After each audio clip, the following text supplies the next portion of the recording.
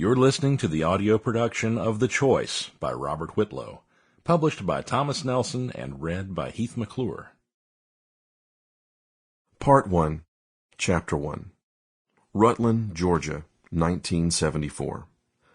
Sandy Lincoln nervously twirled her long blonde hair around her index finger.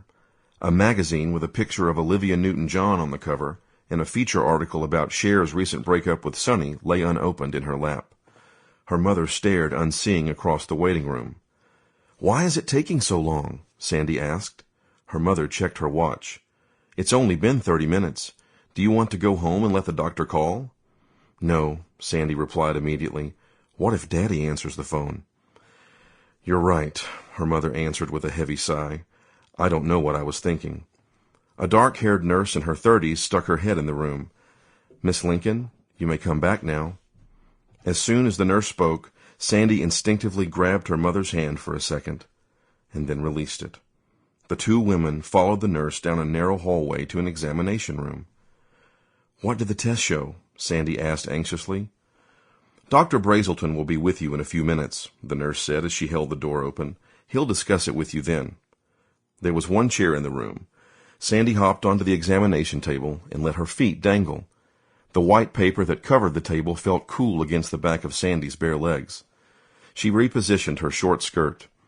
The queasiness that had greeted Sandy each morning for the past 2 weeks returned. She put her hand to her mouth to stifle a burp. "Stomach upset?" her mother asked.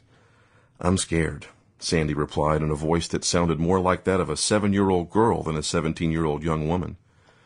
"The test is positive, isn't it?" Before her mother could answer, Dr. Brazelton swept into the room.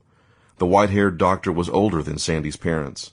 His 2 children had already graduated from Rutland High, and one now attended medical school in Augusta. Sandy's mother started to get up from the chair.